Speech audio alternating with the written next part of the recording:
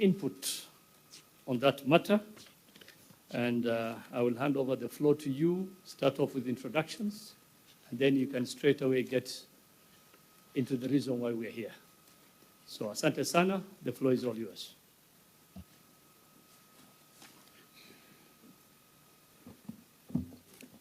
Thank you very much, Chair, Honorable Shurie, and all the other members, and also the technical staff from Parliament. Thank you very much for giving me this opportunity to come before this joint committee. And I am glad that I wrote to Parliament to appear here, not just as a member of Parliament, but also as a person who's been in the capital markets for a long time, because I started the issues about buying and selling of shares when I was in first year in campus. And therefore, in that capacity, I thought there is something I can render to my country insofar as this ongoing divestiture is ongoing, and especially for Kenya to get the right value for this transaction.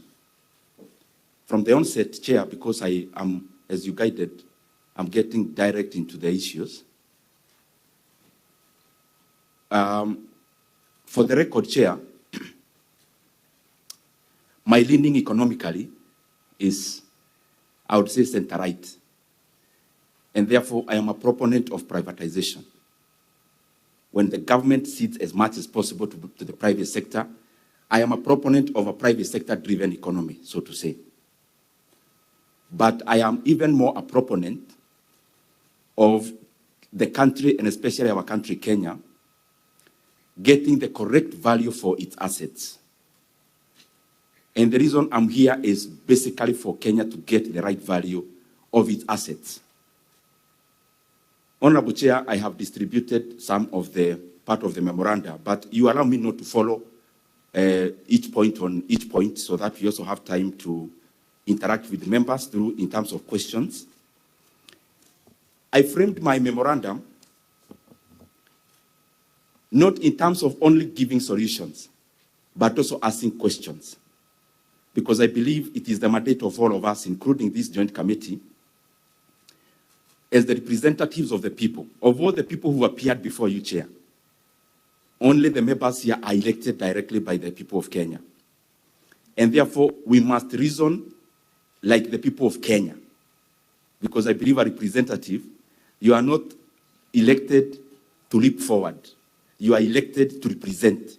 And representing, you only represent the people who are like you. So our reasoning must always correspond to the reasoning of the people of Kenya in such a matter as this. And therefore, Chair, some of the issues I'll be highlighting, I may give solutions given the experience I have, but I'll also give a lot of questions because I believe those questions I'll be giving forth, it is also our business to seek for answers from the right offices where the people we represent may not necessarily be able to go there by their own. Starting off, and I hope I'm clear on that, some will be questions because I need answers also as a Kenyan, as a member of Parliament, but also as a practitioner in the capital markets. But others, I'll also be proposing solutions. The answers meaning there are technical departments of government who should provide answers to those questions. So, Chairman, my first issue, and I'm doing this in good faith just for a start. I'm doing it for good faith. If, for example, now I am told Kenya can get value for this transaction, I would leave this meeting because my business would be done. And having said that I have some experience in the capital markets, Chair, you'll allow me, there is some information I also have, some I'll say today, some I'll say in the floor to guide this discussion nationally. And there's some information I'll just highlight for you to also dig further because I know. And I would not want to bring emotional suggestions. I'll say things that I know for sure. I have a backup of evidence. Number one, Chairman, this transaction that you're having is the largest in terms of quantum since our independence. Kenya has never had a divestiture of this nature in terms of quantum. It is the first time. And therefore, it should be important that we make this debate as robust as possible. Before the National Treasury even brought the sessional paper, I would want to know, Chair, and it's not you to answer, I'm just asking so that the committee can continue also interrogating it, whether there was public participation done at the level of the National Treasury, and especially given the importance of this transaction. The second thing is that I am privy to the information that some of the people who actually represented the government of Kenya in this transaction are neither contracted by government, they are also neither civil servants. Who did they represent? And especially some I know. And when the right time comes, I will give names so that we move forward together as a country in this matter. How can we have in a transaction a person meeting our buyers informally, and the same people also do business with the buyers? And as I say so, Chairman, I know exactly what I'm saying. Even the people who I am referring to, they know. So I'd want to get a list from the time this transaction started, the inception, which is the committee that has been handling this transaction on the side of government. Who are these individuals? So that we run away from this blanket issue of saying government, yet the people we are calling government are actually not government. So, Chairman, it is important since this transaction started that we get a list of the individuals who have been involved in negotiating for this transaction. But some of the issues, because I've been following, I will raise, are also issues that have been raised by other people. And this is my second issue. It is about the valuation. Chair, when I raised this issue first, the response I got from government was market price. National Treasury, I asked, what is the basis of valuation? They talked about market price. Chairman, since when I started buying shares, there is a canon of the market that is not just in Kenya, but across. That markets can give liquidity, so that when I want to trade shares of KenGen, of Safaricom, there is somebody or a platform for me to trade with. But the market do not necessarily offer valuation. And I'll use Kenyan scenarios.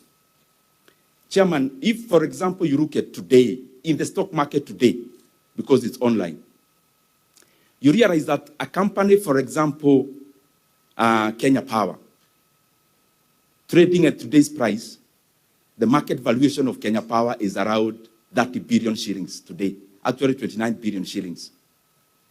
This is a company with assets of over 400 billion shillings. A company making 24 billion in net profits. Chairman, I invite this committee to check if properly we are looking for the welfare of Kenyans. Could we sell Kenya Power even at double price of 60 billion? If somebody offered the government of Kenya today to buy Kenya Power for 60 billion shillings, double the current price, would the government sell? I think the answer is no. The same company, the valuation was 4 billion shillings, 15 months from today backwards. Nothing fundamentally has changed, but the valuation of Kenya Power has more than ×7. There's nothing that has fundamentally changed. This just to show the vagaries of the market when it comes to valuations. You can talk about KenGen. KenGen is making around 10 billion in net profit every year. The valuation as of today is 60 billion shillings. Their asset is 500 billion shillings. The valuation of KenGen is 60 billion shillings today, Chair. Can the government sell KenGen even at 100 billion today and say we are dealing with market price? If you compare KenGen with a peer, a similar company, let me pick one market, for example, Nigeria. If you check NGX, the Nigerian stock market, there are similar companies like KenGen. One is called Transcorp Power. There is another one called Geregu Power. Geregu Power actually had a transaction the last 2 weeks. They produce power half of KenGen, yet their valuation is 200 billion. This is one market called Nigeria, valuing half of KenGen at 200 billion. This is our market here in Kenya, valuing double of Transcorp for 60 billion. That is a total mismatch. And that is why when there is a big transaction, markets are usually never used. And I'll give you the final example, Chair, so that we just understand where I'm coming from. I gave this on TV the other day, but it's good I say it in record. In 2013, Chair, I had some few shares of a company called Rea Vipingo. And the company was trading at 27.5 shillings. And I'm still handling the issue of market price. 27.5 shillings. So some guys decided we are going to buy off Rea Vipingo. And they gave us an offer, just exactly like the one we have from our buyers. They gave us an offer of 40 shillings. That was a 45% upside. And me, as a small-time shareholder, I was thinking, this transaction is too good. We need to fasten. I cash in the 45%. But what did they do? One company called Centum petitioned the Capital Markets Authority. And they decided to open the bid for other people to bid. What was the consequence? One company came, that one called Centum. This one had bid 40 for a share of 27.5. That is how it was trading in the market. And that is the last price Rea Vipingo traded in the market. So one guy gave us 40. After the bid was opened, me, I was thinking with my 10,000 shares, this is already too good a deal for me. Centum petitioned, they offered a bid of 50. After 2 weeks, another company gave a bid of 55 shillings. I actually thought it was drama. Later on, the same company that was to buy us at 40, called Rare Trading, gave the final bid after negotiations with the other bidders of 70 shillings upfront cash, and they were to divest from land, which they have. You know Rea Vipingo, the area around Vipingo, that's the land I'm talking about. These are not stories. They gave us a condition, after divesting from the land, we were to get an extra 15 bob. But because they wanted to exit very quickly, they actually told us, you not wait for the land to be divested. You guys, we are going to pay you 85 shillings now. A share of 27.5 shillings, Chair. And I pocketed myself 85 shillings and other Kenyans. That is the reason why when you give forth a competitive process, you get people competing for your asset. The language of a buyer is not the language of the market. When I want to buy something and I start talking about the market, that is the language of the buyer, not the seller. And that is why I see a problem is. On the same chair, this is public information. If you check when the directors of Vodafone, their group now, they are called Vodacom, called for a press conference, they were very, very upbeat about the transaction. In Kenya, the way we are asking for information, you realize here most of the information we actually got it from the buyers. Most of the information was volunteered by the buyers. So when they went back to SA and they called the press, one of the people there actually commended the directors for getting such a good deal. So we are here as Kenyans giving our asset for a song when the buyers on the other side, they are being treated like kings for getting a good deal and, of course, for taking advantage of our incompetence as a country. Chair, the second thing I have handled it already. I could have given many examples, including the recent one of Amson and Baburi. Before the information leaked in the market that Amson was to buy Baburi, and the price they ended up paying, it is upward of 175%. But they calculated when the information had already leaked. That's why they talk about a single digit, a double digit upside. But the real one before the market leaked, it was over 175%. Just to give many, many, many examples. Even banks in Kenya are undervalued. So what I'm trying to say here in this issue of the market, it will be a tragedy for Kenya to value this transaction based on the market. Because even private companies, take for example, banks. I want to give an example of a bank like KCB, where the government has a 19% stake. The current valuation of KCB is less than 230 billion shillings. It is around 0.7 to book value. Meaning, if you disband KCB today, the money you would get, it is trading in the market at 75% of the value. Would we go to the market and say we are selling this company at market price, really? Even I will give the final example of a company that has no government attachment. Take a company like Diamond Trust Bank, a company which is a bank with 100 billion shillings in shareholders' funds or core capital. If you buy the share today in the market, it is trading at 32% of that value. Would you go to Happy Bank to tell them to sell you the share in the market price? Would they agree? It has never happened in the market and elsewhere. Currently in the US, there is an ongoing bid of a company called Warner Brothers Discovery, the owner of CNN.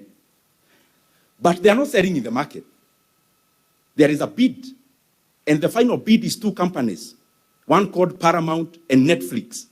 Then, this jargon about the market, a sophisticated market like the US is seeing the value in competitive bidding in a private company.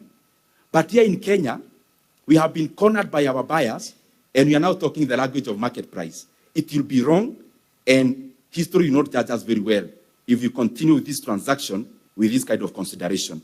Second, I have already heard of that process. Chair, 6 billion shares we are selling with our population. It means the government is selling my 100 shares as the Nyoro. If you divide the shares we are selling, Chair, and you give Kenyans their share, everyone in this hall, because you are all Kenyans, today will be allocated 100 shares. So we must look at it that way. So my 100 shares, what is the process that has been taken for the buyer to be identified? What was the process? How did you one day wake up and decide we are going to sell to the current buyer?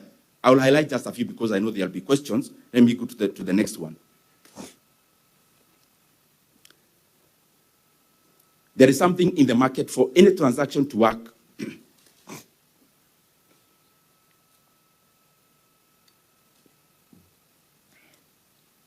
For any transaction to work efficiently, Chair, there is something called information symmetry.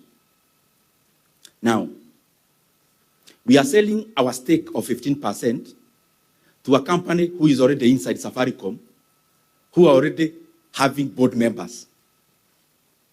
So definitely, they already have a step ahead of any other person who would think of buying our stake because of the information asymmetry. That is something else that we have to look at. Chair, allow me so that I go, this other point I think is the main one that brought me here. So before I go to that one, this issue of valuation, let me just recap a little bit in 1 minute. So, beyond the market, can we get the government of Kenya, when they conceptualized this issue of selling our stake, which valuation methods did they employ? Who did they hire to do the valuation? When did they hire those people? Because listening to the proceedings in the previous appearances, I heard about KCB and a framework contract. But Chairman, I would want to see that framework contract because I've been listening so that I don't waste your time. And Mheshimiwa, I think, yes, Treasury did make that, and as a committee, we have requested for that framework.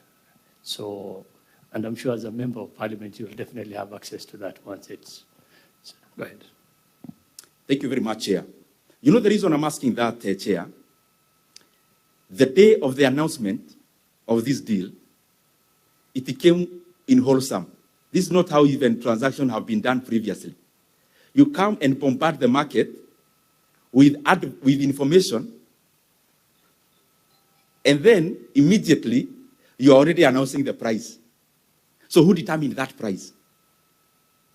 Who are these people who are hired to determine this price? That is something we have to interrogate. So there are various variations. That is what I'm trying to arrive at. In telcos, you can do EBITDA times, depends on how many times it is. But let me use the most simple manner and parameter of valuing a company as diversified as Safaricom PLC. Chairman, if you want, the easiest is price of earning ratio. It's called PE ratio. Safaricom, remember this financial year, they are having a blockbuster increment in profit. Chair.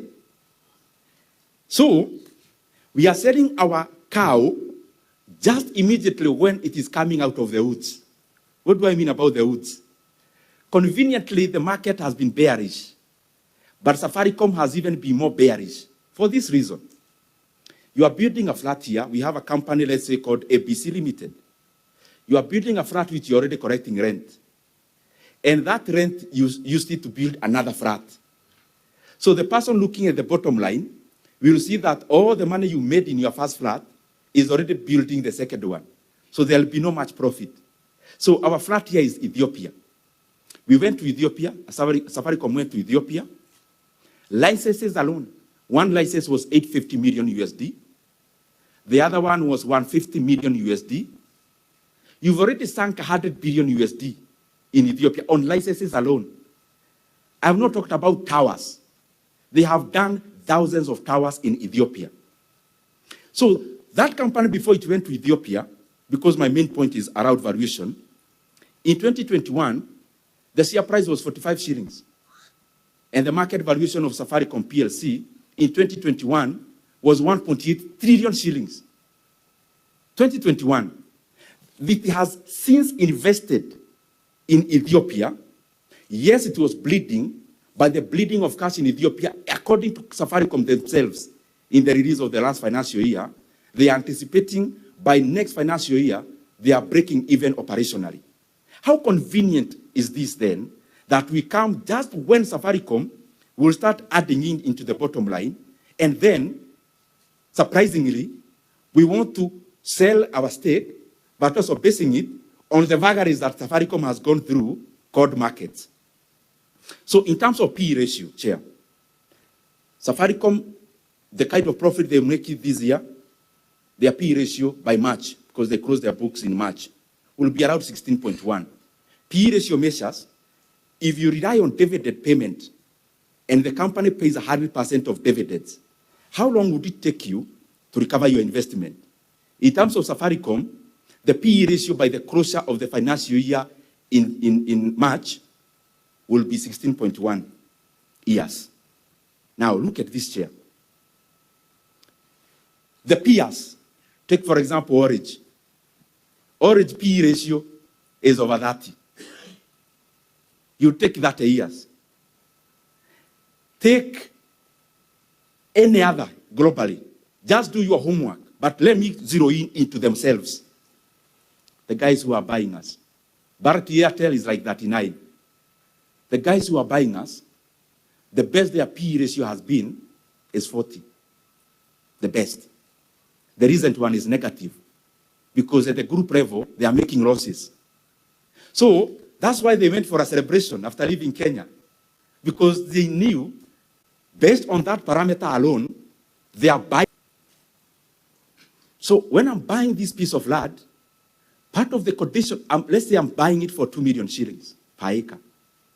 But the condition precedent, I'm told, we think there might be gold here. In case there is gold, the condition precedent we had right there, I will always have half of the revenue from that gold. Chairman, that supersedes even the consideration. I invite this committee because I know what I'm talking about is the fact. Kenya is losing over 100 billion Kenya shillings on condition precedent alone. And the Communications Authority is the bigger conveyor of these conditions precedent. Licenses that were due last year, including the main licenses, which I have submitted in my memorandum. Like the network facilities, the one that deals with network facilities, which is Tier 1. Chairman, who authorized the Communications Authority to commit to give a discount to Safaricom in the renewal of 5 licenses, which some I have tabulated in my memoranda. That Kenya, in that respect, is losing close to 100 billion Kenya shillings on conditions precedent. Things we have already promised the buyer. We have told them, you buy us out, you'll pay half the license fee. Half the license fee in terms of billions of shillings. Money enough to make basic education in Kenya free today. So the Communications Authority, the management, went ahead to commit Kenya to a loss of over close to 100 billion Kenya shillings on conditions precedent. The board had not met when the management of CA did that. And I would want them to table to this committee when the board of CA met to actually discuss about not any other matter, the conditions precedent that we have given to the buyers where Kenya is losing over 100 billion shillings. So we are here talking about 2 or 4 billion, but the net amount of money we are actually getting as Kenya is 1 or 4 billion, because 100 billion shillings is already lost in conditions precedent. Chairman, if there is one thing that you have to stop, is that one, because there is no basis. Secondly, licenses that were to be guaranteed or given for 15 years, all of a sudden, the Communications Authority gives an additional length of time of up to 25 years. Chairman, all of us here. A point of order, Chair. Yes, what's your point of order? Chair, The Honorable Good Honorable Ndindi refer us to the page of the presentation so that we follow, because the presentation is making is very important. On what page of... I decided not to follow the memoranda page by page because I'll leave it for record, but the one I'm referring to is on page 4.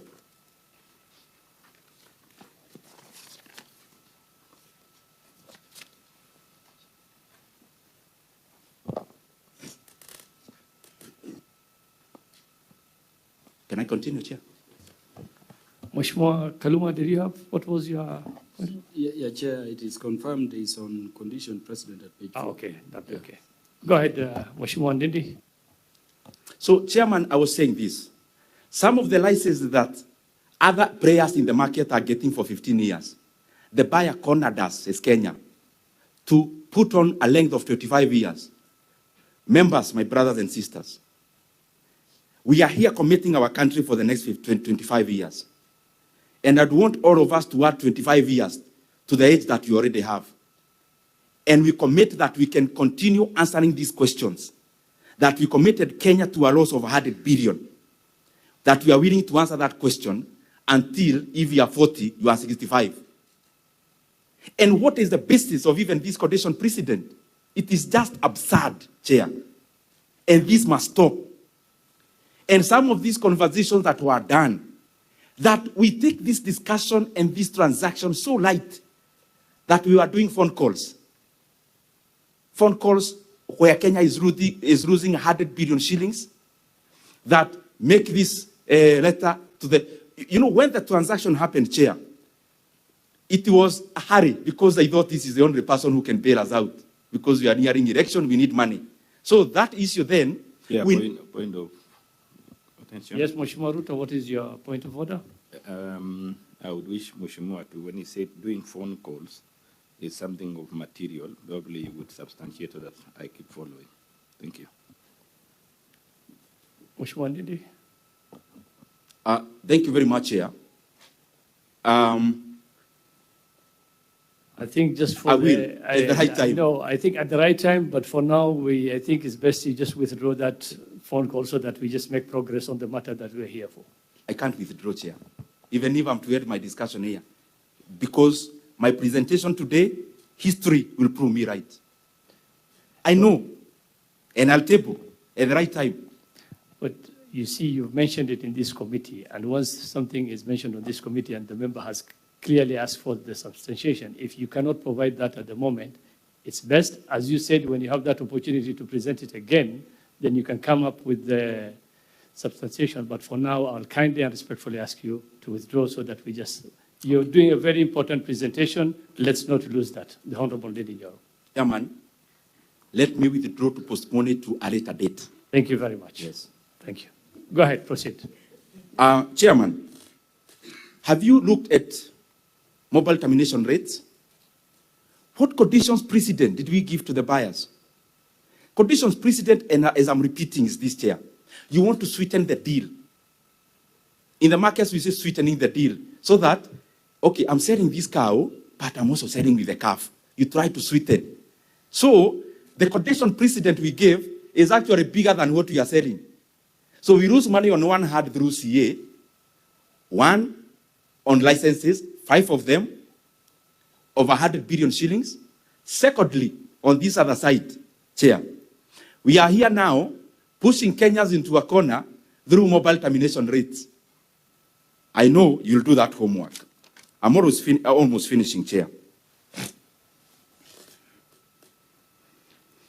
Chairman, I'd want this committee to investigate further because the buyer we are having is not beyond reproach.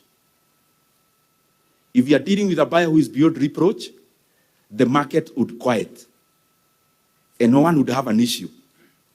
But then we are here dealing with a buyer who has already proven to the Kenyan people that they cannot be trusted, and especially with integrity. When Safaricom share was being listed, I was working for a stockbroker when I was in university. And therefore, I have the details of that listing. Chairman, there was a company called Mobitelea, which owned 5% of Safaricom by the time of listing. Previously, they owned more. If you look at the listing memoranda of Safaricom, this was how the shares were allocated. 35% was to be 35% was GOK. 35% was our buyers. 40% in the market, which we all own. Now, Chairman, in the current memoranda, which was released by the same buyers, they now have 40%. Let me rephrase so that I am on record, I am correct. By the time of listing,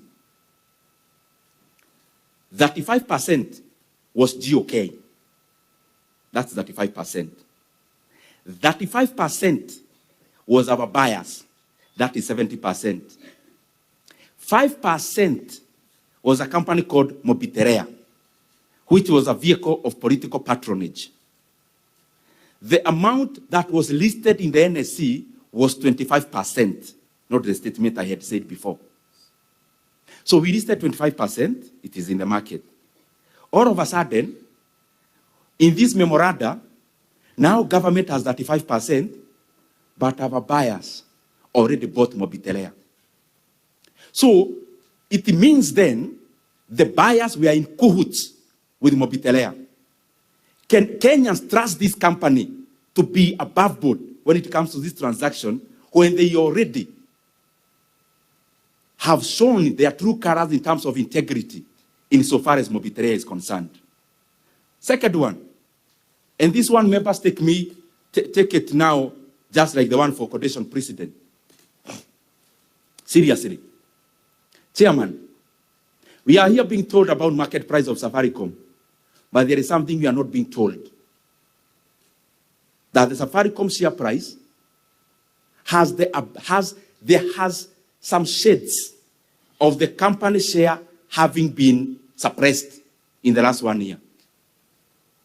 In June of this year, when the buyers knew there would be this transaction, they did something clever. They immobilized their shares, 16 billion shares. They immobilized their shares for the first time since the listing. Do you think that is normal, Chair? Immobilization means this.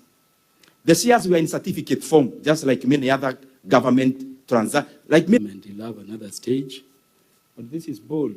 He's also a Kenyan. And so let me thank him for requesting our clerk to permit his presence to make these presentations at this stage. I know we may also visit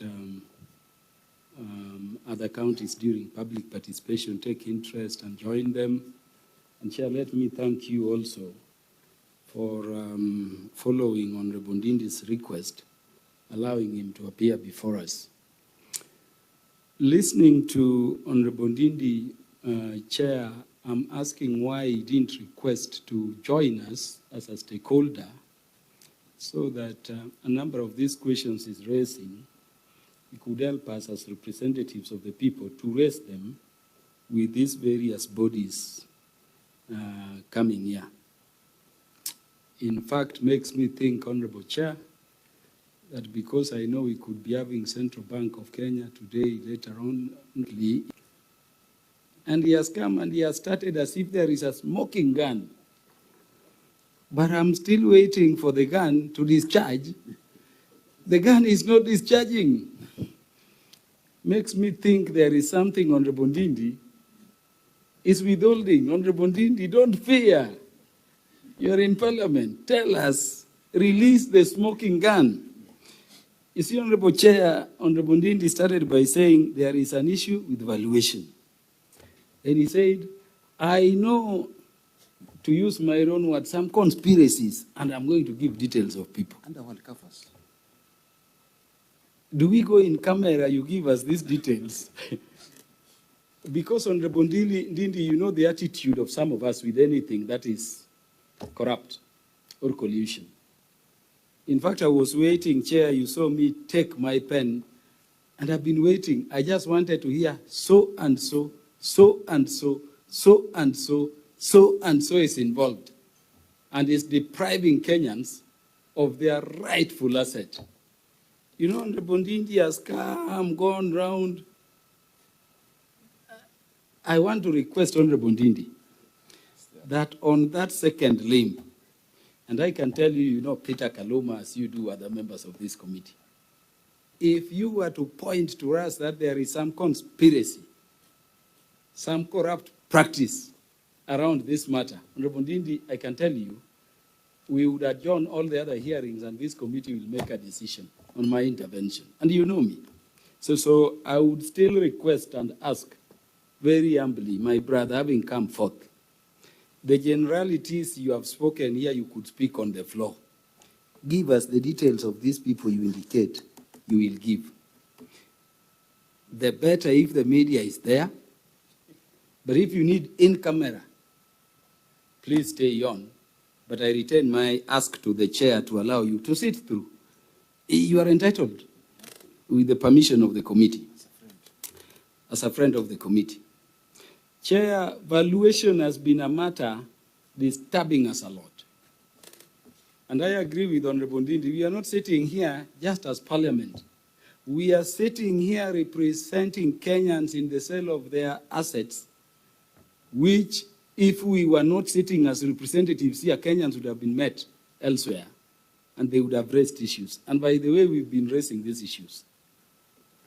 When we raised the issue of valuation, they told us there is something called market price. And we were told if you go to the stock market now, and Safaricom shares are listed there, you will get between 28, 29. We were told there is something called P/E ratio, which I see you repeating here. And we were taken through these calculations. Price earning. Yeah, price earning ratio. I'm not an economist, I'm a lawyer. But we were taken through the details. We were told about intrinsic value. And if you've been following proceedings, I've been speaking to what Safaricom is in our telecom space, in our mobile money transfer space, and in our image and heritage as a country wherever you go across the world. I thought when you mentioned you are coming to guide us on valuation, you know, you would leave us here with a model of computation complete with how we arrive at a figure which we can tell Kenyans as representatives, this is the fair value. You know, Chair, we are at a position no better than where we were before Honorable Ndindi Nyoro came. And these are questions we've been asking.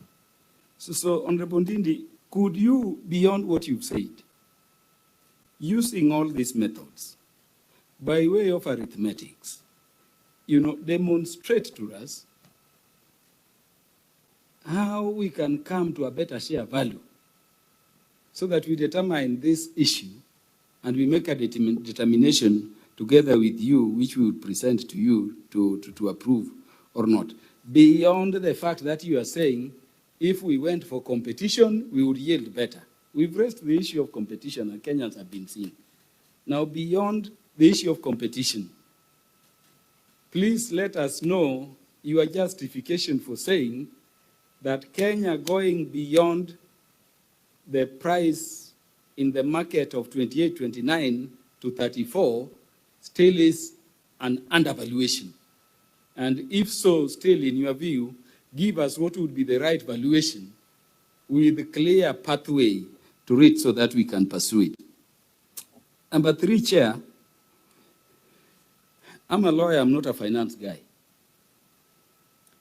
Honorable Ndindi is speaking to the matter of valuation of a company. What we are dealing with here is valuation of shares, not a company. I know the value of the company may be one consideration you take to your intrinsic value, which I've requested you to compute. But I think we need to understand that the only benefit you get from shares are dividends as and when they're declared. Chair, in company law, companies are what we call persona juridica, juridical persons. You don't own the assets of the company. You don't own the company. You own shares and you trade in those shares and you derive benefits by way of dividends. Full stop. So let us be clear that we are not valuing, Safaricom. We are valuing shares in Safaricom. And so it is away from the company and, Honorable Chair, the assets. But Ndindi, I need you to share with us on something. When we enacted the Companies Act in the 11th Parliament, you were not yet with us. I was at the center of it. We had a section 975, subsection 2B, in which we said any foreign company in Kenya being to be registered here had to let go at least 30% shareholding. Was it to the government or to the local people? They had to be that percentage. Out of the idea that we needed to attract foreign investment in 2016, you remember, an amendment was brought. And when that amendment was brought, we deleted that provision. Now leaving these shares open to everybody. If I were to eat your mind, thinking about the place of Safaricom, do you think we should recommend a reinstatement of that provision? So that when we have strategic companies or corporations like Safaricom, there is the limit is set, even if we are not to say local, we say the government shall have, on behalf of the people, at least this percentage, whether 30, because I tend to think, Honorable Chair, that this could be what could have informed our having 35 then. It could not go below 30. What is your thinking around that? But tied to that, what stops Vodacom from going to the market now that these shares are listed and incrementally, buying the shares to the level, that they want, so that we are justified in saying this is not the way to go. The shares are listed, and by the way, they will be buying not at 34, but at 28, 29. What stops them now from going there? And if they were to go, do you measure the loss to the country in terms of what we seek to do? On the transaction cost, as advocates, we have the advocates' remuneration order. And Honorable Ndindi, it will tell you on this kind of transaction, you will charge this least amount. Of course, we don't have upper limits. So the fees a lawyer charges are guided. People keep speaking about 0.5 to 1.5. 1.8. We were told even by the CS Treasury and other people, I'm not a finance guy. Is there an instrument under which this is prescribed so that we can look at it? But I agree with your presentation that by the way, the higher the volume, the lower the commission. Stockbrokers we will investigate, later on. I end by commending you and requesting that either way, let the smoking gun be seen and let the bullet be shot. I thank you, Chair. Thank you, Mheshimiwa Kirwa. Then Paul, members, let's avoid, if some colleague has asked a question, let's not repeat the question, please, for the sake of time. We have other stakeholders waiting. Thank you. Thank you, Chair, for the opportunity to ask this question. And thank you, Nyoro, for coming up as a Kenyan to just give this presentation. And we have to make it clear that Nyoro is a friend or a colleague to all of us here. So that is why this presentation was very, very important. And Nyoro is not just a regular member of parliament. He was the chair of budget. So he has so much information pertaining this particular issue.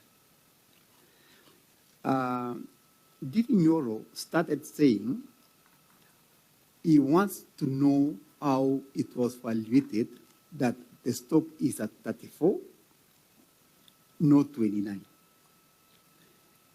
He gave us so much information about the sale of a company. He gave us so much information about several other companies. My question to Ndindi, because the CEO of Safaricom sat right there where you are. The CS of Treasury sat right there where you are. They made a specific presentation like what you have done. We asked them questions, the same questions that we're asking you, and they gave us answers. They were very clear on how they went about valuation. Safaricom told us they cannot interfere when a seller and a buyer is present when it comes to stocks. If a buyer says, I want to buy these stocks, and a seller says, I want to sell these stocks, Safaricom has no say in who exactly or to stop it. Now, you are telling us that we should have all Kenyans come together and agree on who is going to evaluate this sale before it's done. But that is not the case. We are told Vodacom gave us a premium price for the future dividends of the country or of the stock and all that. So, Mr. Ndindi, as a colleague and who has so much information about the government of Kenya and who has information about this fund that we are going to set up, infrastructure fund. Of course, the money will come probably at the moment, if it is concluded before it's formed, it will go to another fund. But I want to ask you, do you think that all Kenyans would have sat down and agreed on the price, really? You know very well that Kenyans, there is a way of evaluating the stock and agreeing on how to sell, and there is nothing that was wrong on this sale. There is nothing. If you have information that there is something wrong that was done, then be on record and tell this, because so many people are following. So many people are just listening on your presentation today. So just tell the people, this is your opportunity to actually tell the Kenyans something went wrong and this is what went wrong. But based on what we know, the CEO was there of Safaricom, the CS was there, and several stakeholders have come and just did their presentation the way you did.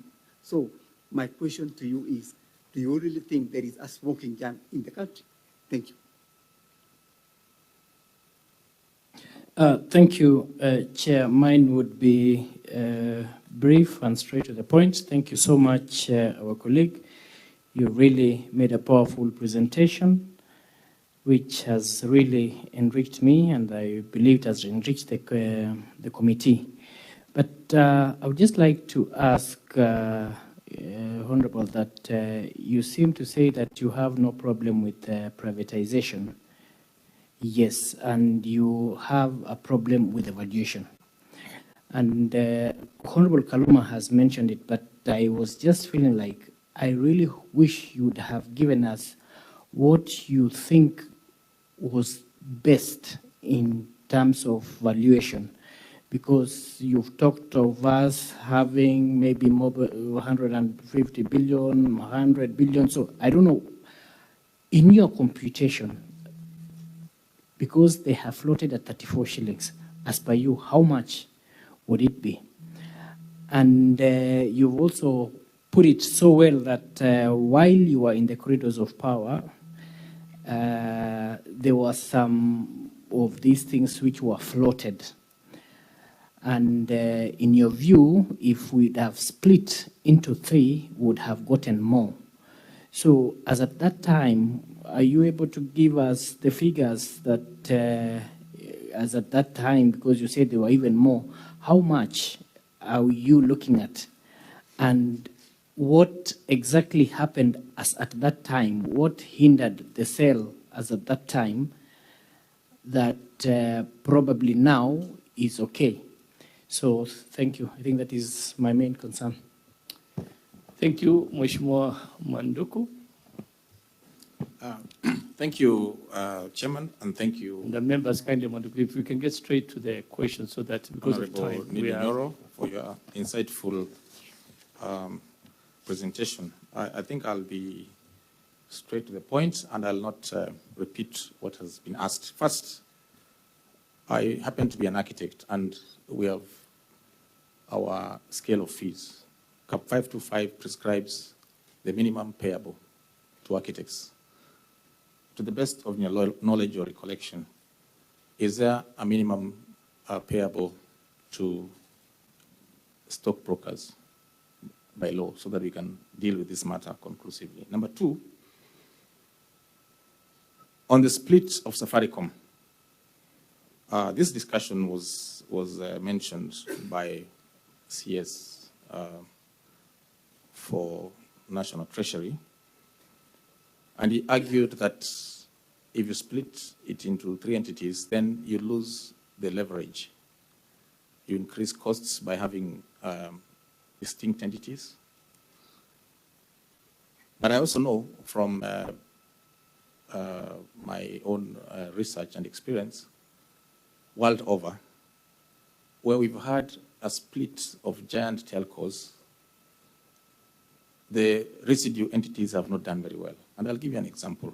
We had General Electric splitting into, I think, aviation, medical, and energy. The aviation sector never picked up. We had Johnson & Johnson splitting into pharma and medical. We have had HP splitting. We've had, I think, Toshiba and other companies in the world. So given that Safaricom is dominant, don't you think that splitting it into distinct entities then will create avenues for other competitors to cannibalize the small entities? Secondly, how efficient will splitting be given that they all rely on the same infrastructure, network infrastructure? And then how will we have to deal with that then, given that we will have shareholding in the three entities? Will the shareholding be evenly spread out, or will we opt to hold one entity and release the others as a government? I think that needs to come out clearly. The third question, and I think you brought a very important dimension here, on cross-listing. What has been the hindrance that all along a very successful company that, like Safaricom, has not cross-listed in other countries? And you gave London as an example. And what route would we take as Parliament to ensure that this cross-listing is achievable without any legal hiccups? My last question, what is your experience and what is your comment on double layering, where we have Vodacom owning Vodafone and then Vodafone owning part of Safaricom?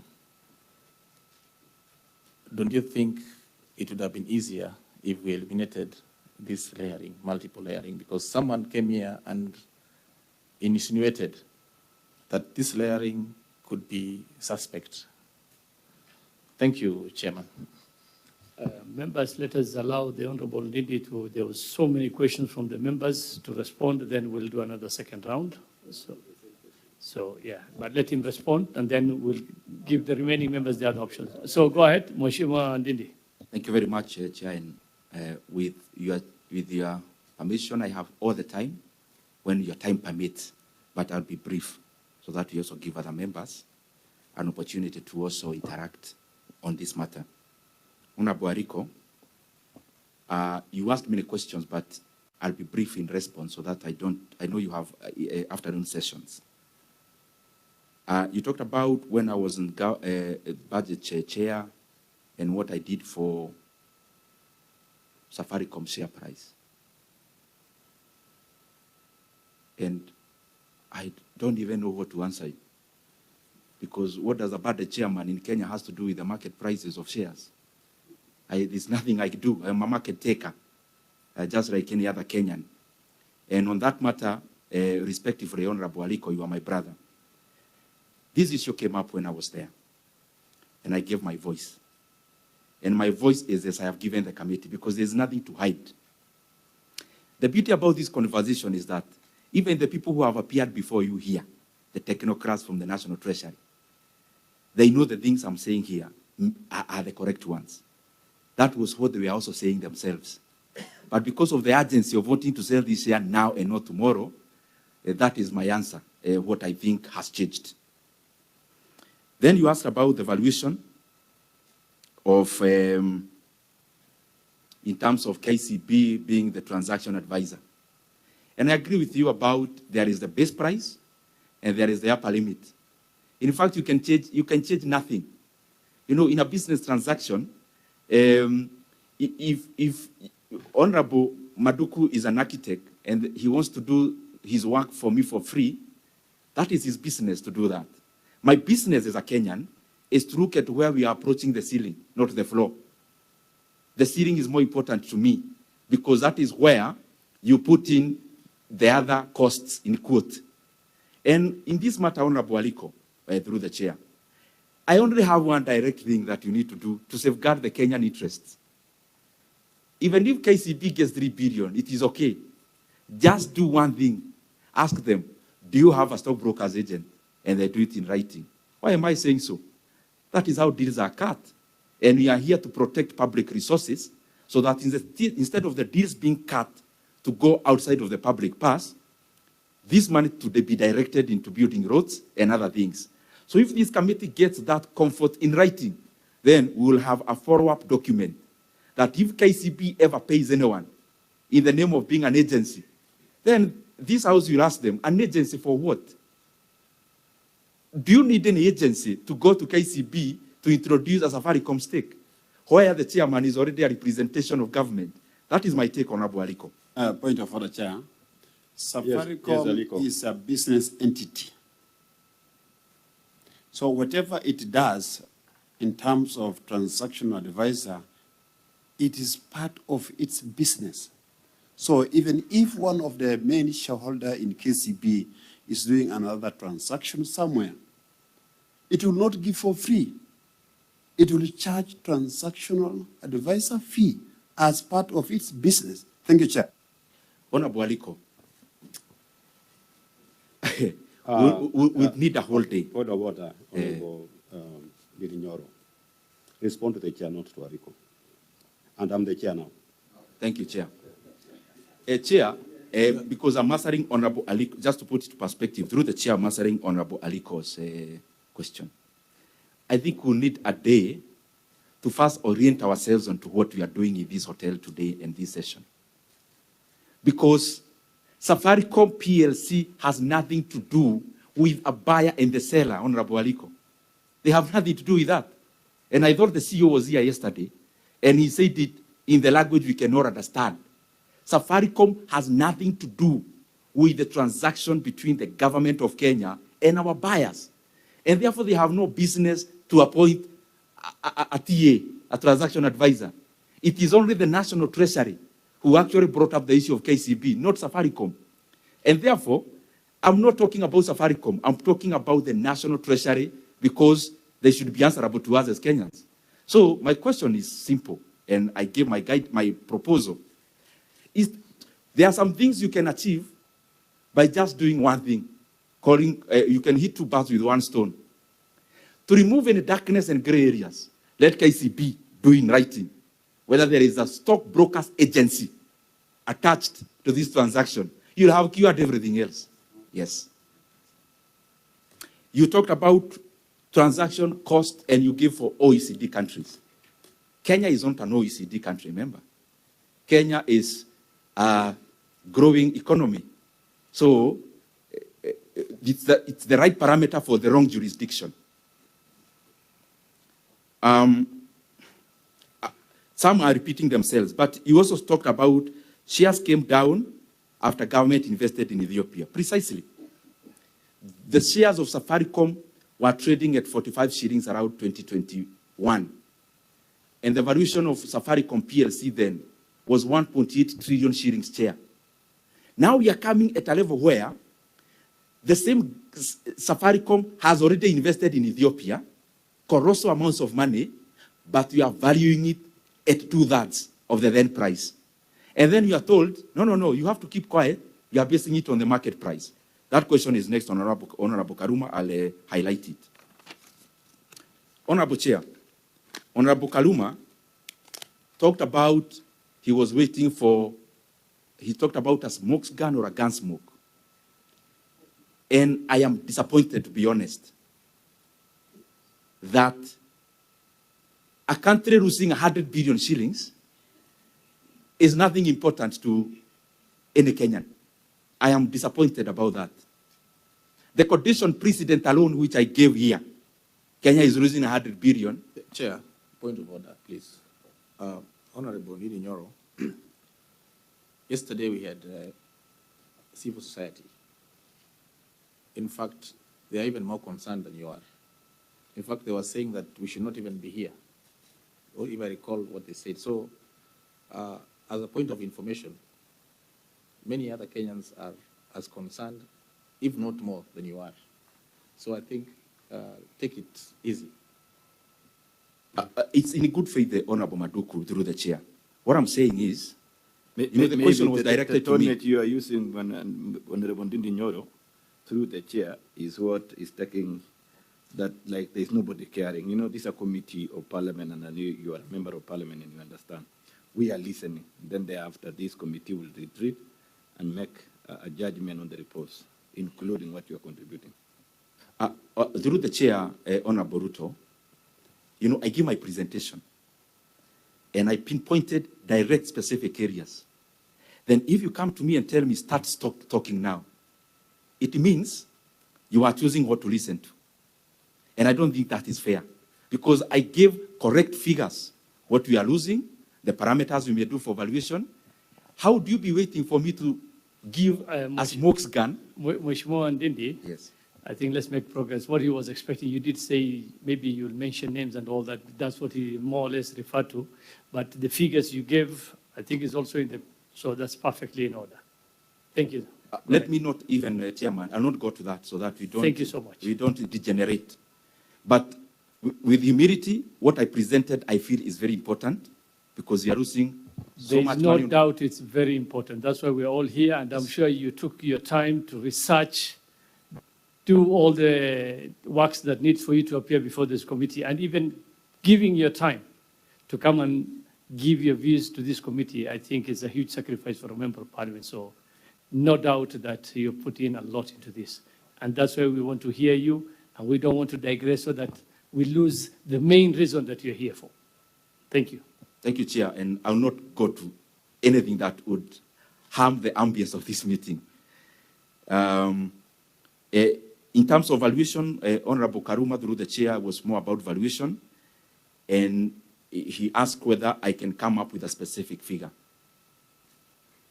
It is possible, yes, but this is the point. It will still be subjective. You get what I mean? My question is not about whether I have a figure or the other person has. My question is about the process of getting into that figure. The figure that we are giving, by all contexts, even the other shareholders who appeared, we cannot agree it is grossly undervalued based on the presentation that you've had and the valuation parameters that has been put forth. And again, there is one way we can strike that. And I like Honorable Karuma, Honorable Chair. He was telling me, tell us how to do it, but don't mention. In fact, I wrote it. How can we come up with a valuation, the right valuation, but he also put a rejoinder, but don't tell us about competitive bidding. It's like saying, please tell me how I can cure malaria, but don't talk about malaria queen. I don't know what to say on that, because I think the best way to realize this value is to subject this transaction into global competition.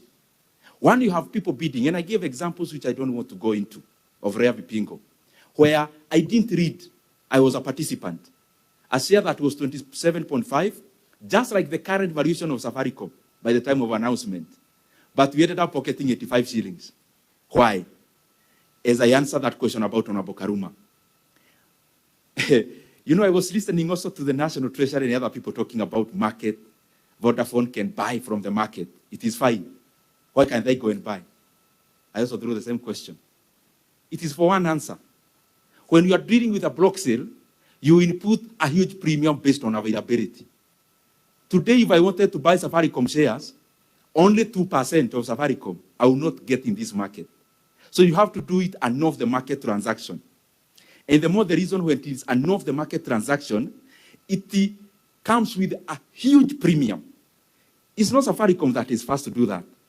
The last 1 year, we have had Baburi being bought by Amazon. If you look at the price 1 year prior to the day of, exactly 1 year prior to the day of transaction, Amazon paid 175% upside. But those giving examples are talking about 6 months for convenience, because the market already knew there was a transaction and the share had already started to respond. I talked about Rea Vipingo. I can talk about Kenokobil. Kenokobil also was listed and also had a block sale. Block sales across, that is what happens. And now what you do in the block sale, you go outside the market. You know, the market is already an auction for small-time shareholders like me and you, where we go buy 100 shares today, 200 shares today. The market provides liquidity. When I need to pay school fees, I go and sell the shares. And therefore, the market, what it does, it assigns the value for the retail shareholders market. However, when you are doing a block sale outside of the market, and Safaricom, I'm repeating, is not the first one, they generate humongous premiums. And, Chairman, this is my question. If there is nothing to hide, if we are above board, why can't we just, we will not even spend money to advertise. We'll just signal to the market. Safaricom is on sale. We open bids for only 2 months. I can guarantee you, Chairman, that 2 or 4 billion will get even an upside of 350 billion for the same stake. And I'm basing on the P ratios that I gave of different telcos and different companies of that nature. Now, as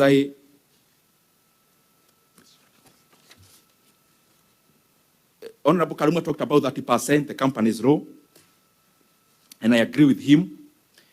Personally, in terms of my political leaning, I would actually not advocate for an amendment of that, because I believe in unfreezed capital flows. For economies to grow, don't give conditions, especially when you need money. You know, when we institute a law on capping 30% on Safaricom, you can't do a law singularly for one company. You do it blanket for all the companies. So my take, my leaning, economically speaking, I will not advocate for the change of law in terms of pushing international investor outside. I would actually advocate for a free flow of capital. That's how South Korea did, China did. Some of the brands we talk about, including China, all of them, Alibaba, that was American money, BYD, that was Berkshire Hathaway's money at some point. If you go to even Singapore, Keppel, they grew on other people's money, DSB Bank, other people's money.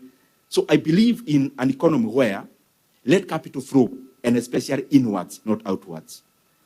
The other thing is the same Honorable Karuma asked.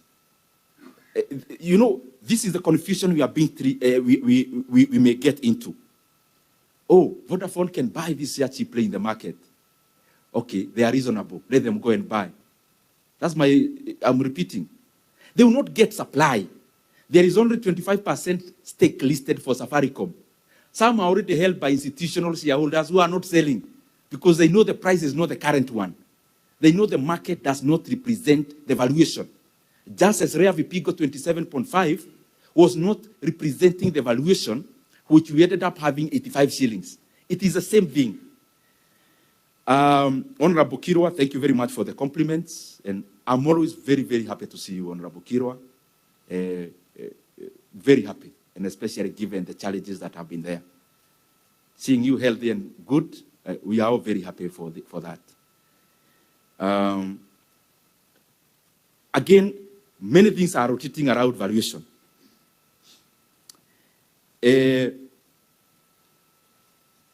I think that is the valuation, because it's cutting across. The way to handle valuation is to go to the markets. There's no way we are going to run away from that.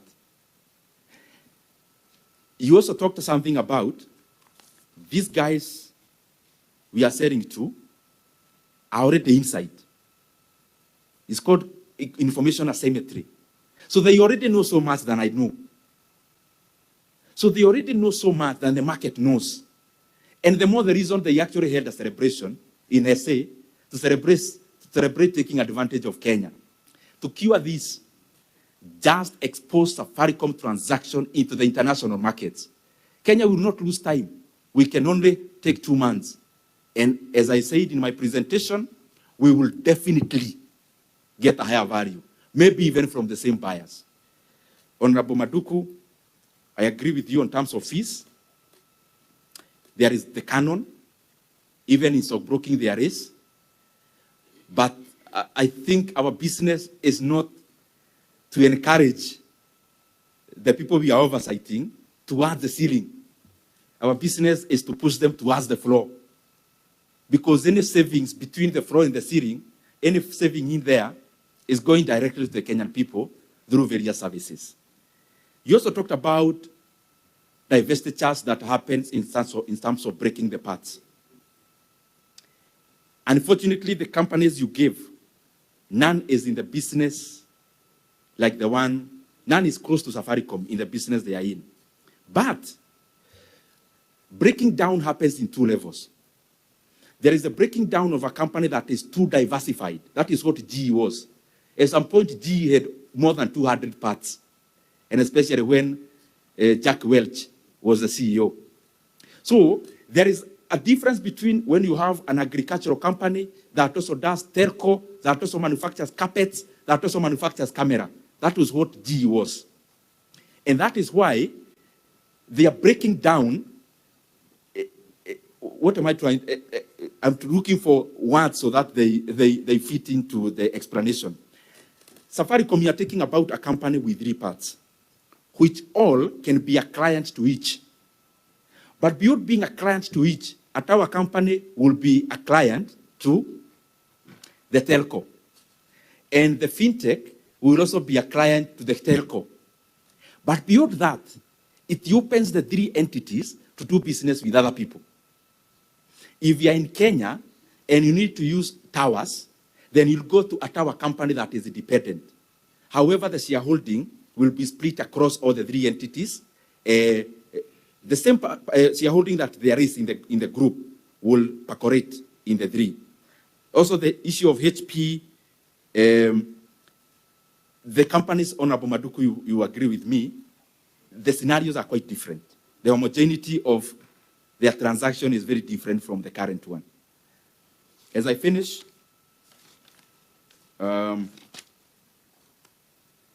cross-listing, I agree, especially regionally. Cross-listings that are happening is cross-listing towards Kenya, not without Kenya. What I mean is that we have regional companies listing in Kenya, like Umeme, like Bank of Kigali is listed in the NSC, but we barely don't have a lot of Kenyan companies listed elsewhere. However, as you rightly put it, cross-listing is very important also for capital flow. Let me use an example. The other day we saw a company saying they have discovered gold in Kenya worth so much. If you look at that company, a small entity, it was actually at some point listed in the LSE. So they go there, they raise the money, but the money comes to grow our country. It is the same arrangement we should have and encourage, where we have Safaricom, but for it to even realize real value in the market, expose it not to smaller markets than the bigger, but the bigger markets. In terms of Africa, our Kenyan companies, including Safaricom, should be looking into cross-listing in JSE, and then go beyond Africa, LSE, you can go to NASDAQ, you can go to NYSE, and the rest. And I agree with you, there is so much value to derive from there. Double layering, as you said, I think the answer is, why do it? If you own this hotel, why do you need a layer of 8 companies, this owning this and the other owning the other? Why would you do all that much work if you are above board? Thank you, Mheshimiwa Ndindi. Now we'll give Mheshimiwa Mboni, Mheshimiwa Makilap. Yeah, thank you. Thank you very much, Chairman. And thank you, Honorable Ndindi Nyoro. I think you have given us a lot of insights. And to be very sincere, we need to call some of these institutions so that they can clarify some of the issues we are raising, and which some of us have been concerned. According to you, we are losing 100 billion from this transaction. And based on that, that means the valuation of these Safaricom is 2 trillion, based on 15% sale. And therefore, Lily, you have not really given us the method of valuation which is bringing you to 300 billion. Because you can either use market valuation or asset valuation of the company. Because, for example, this hotel, the value of this hotel may be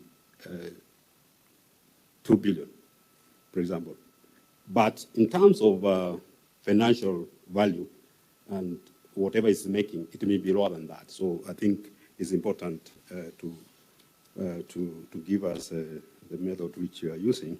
Secondly, I don't think we are losing through this transaction the way you have put it, because there was a discount which was given by Competition Authority on the licenses, and therefore we lost 100 billion. And the way you are putting it is like all these ones was geared towards selling Safaricom, and therefore we also lost 100 billion. So we are talking about 200 billion, which you have lost through all this process. So maybe you need to clarify that.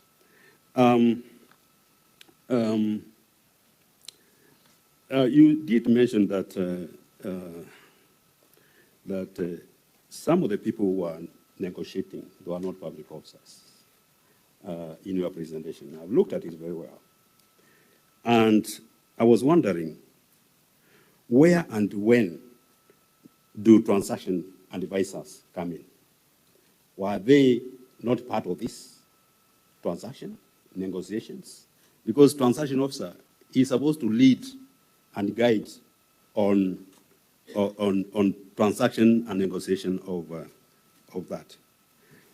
Mheshimiwa Ndindi Nyoro, you did mention Mobitelea, and this is an issue which has been, people have been trying to avoid. I raised it, I think, with, I think Treasury or another company, or somebody. And nobody is coming out to tell us where does Mobitelea share stand in this. Because even Mobitelea, that time, it owned 5% of Safaricom. Assuming Vodacom also bought the 5%.